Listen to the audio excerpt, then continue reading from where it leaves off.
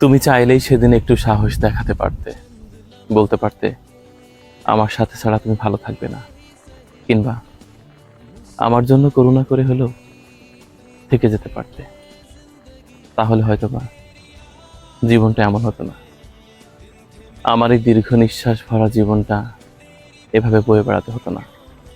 আমি দিগ্ভ্রান্ত পথিকের মতো ঘুরি, কত পথে হাঁটি, কত বন বাদার গ্রাম শহর ঘুরি, অথচ তোমার দেখা পাই না। তুমি চাইলেই সেদিন একবার বলতে আমার সাথে ছাড়া তুমি ভালো থাকতে পারবে না, কিংবা শুধুমাত্র আমার ভালোর জন্য একটু করুণা করে হলেও বলতে একসাথে থাকবো। তাহলে হয়তোবা অন্যরকম হতো আজকের জীবনটা। তুমি এখন সত্যিই জানো না তোমাকে ছাড়া চলাটা কত কষ্টের, নিঃশব্দ বেদনা কত ভয়ঙ্কর, প্রতিটি রাত কতটা বিমর্ষ। একবার চাইতে কি এমন ক্ষতি হতো?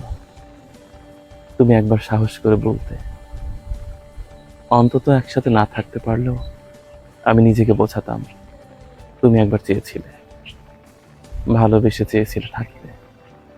আমি না হয় তখন নিয়তিকে দোষারোপ করতাম।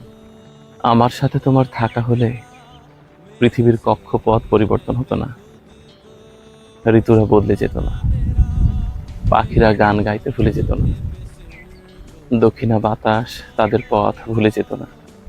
কি এমন ক্ষতি হতো আমার সাথে থেকে যেতে? তুমি চাইলেই হয়তো সম্ভব ছিল। সেদিন একবার সাহস করে বলতে, আমাকে ছাড়া তুমি বাঁচবে না, আমাকে ছাড়া তুমি ভালো থাকতে পারবে না।